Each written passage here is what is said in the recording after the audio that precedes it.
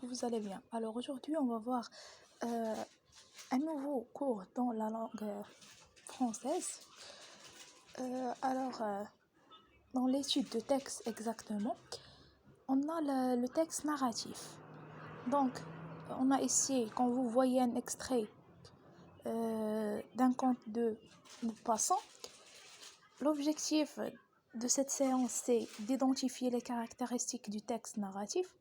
Alors, première chose, on va d'abord lire le texte et on va identifier les caractéristiques. Une séquence narrative est un récit court inséré dans un texte plus long. Le passage suivant est séquence narrative extrait de Pierrot, nouvelle de Guy de Maupassant. Alors, Madame Lefèvre était une dame de campagne, une veuve, une de ces demi-paysannes arrubantes, chapeau falbala, de ces personnes qui parlent avec des cuirs, prennent en public des airs grandios. Elle avait pour servante une brave campagnarde toute simple, nommée Rose. Les deux femmes habitaient dans une petite maison à volets verts, de long d'une route, en Normande, au centre du pays de Gaulle. Quand elle possédait, devant l'habitation, un étroit jardin, elle cultivait quelques légumes. Or, une nuit, on lui vola une douzaine d'oignons. Dès que Rose s'aperçut de l'arcan, elle courut prévenir madame, qui descendait en jupe de laine, fut dans désolation et une terreur. On veut voler madame Lefèvre.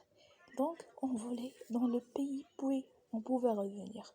Le bruit de vol se répandit. Les voisines arrivèrent, constatèrent, discutèrent à leur tour.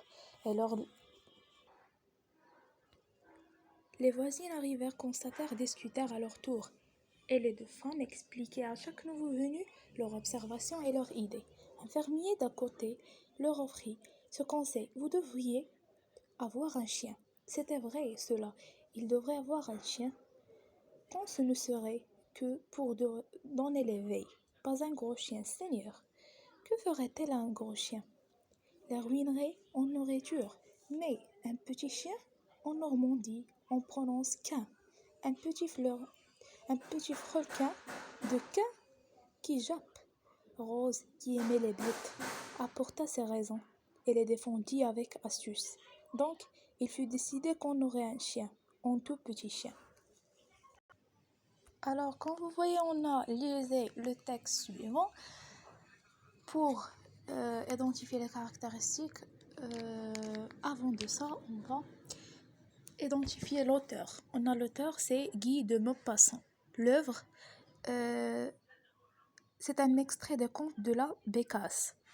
Pour le type, on a déjà dit, c'est un texte narratif. Et pour les personnages, on a Rose, c'est la bande de la femme.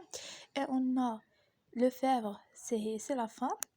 Et on a les voisins. Donc, quelles sont les caractéristiques d'un texte narratif, ou bien les composants, ou bien les constituants d'un texte narratif?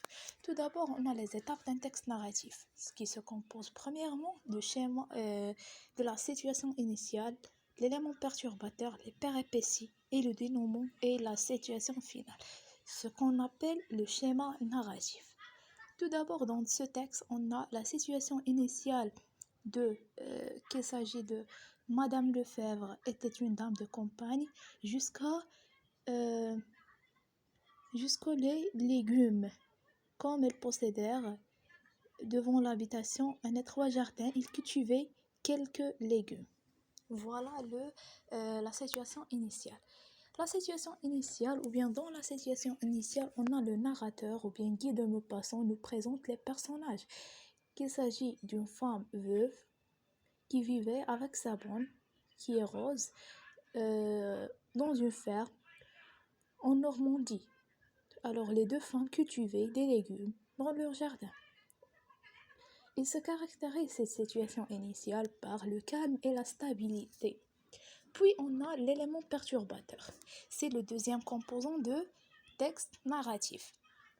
L'élément perturbateur, il est introduit par le mot « or » qui marque le changement dans le quotidien des deux femmes. Alors on a dans le texte, on a Comme elle possédait devant l'habitation un étroit jardin, elle cultivait quelques légumes. Voilà, la situation initiale est terminée. Alors on a or une nuit, on lui vola une douzaine d'oignons. C'est l'élément perturbateur, c'est le problème qui a entré dans cette situation.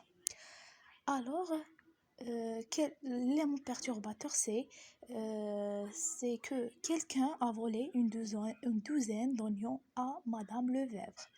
Puis on passe à la troisième étape de schéma narratif, ce sont les péripéties.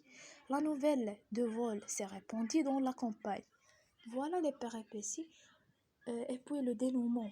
On a l'arrivée de voisines et on a aussi la propagation euh, de vol des légumes et on a aussi la proposition d'acheter un chien. Puis la situation finale, on a la décision de Madame Lefebvre d'acheter un chien. Elle a accepté d'acheter un chien. On passe au temps de récit. Dans un récit, on utilise le temps de récit, l'imparfait et le passé simple. Exemple, été, c'est l'imparfait. La valeur, c'est la description. S'aperçu, c'est le passé simple. La valeur, c'est action bref. Arrivèrent, constatèrent, distraire, c'est le passé simple. Sa valeur, ce sont des actions successives, telles. Les verbes d'action arrivèrent, constatèrent, discutèrent, s'aperçut, avaient, etc. Alors, merci pour votre attention. Alors, à une autre vidéo, Inch'Allah. Et n'oublie pas, like, abonner et partager la vidéo pour voir d'autres leçons, Inch'Allah.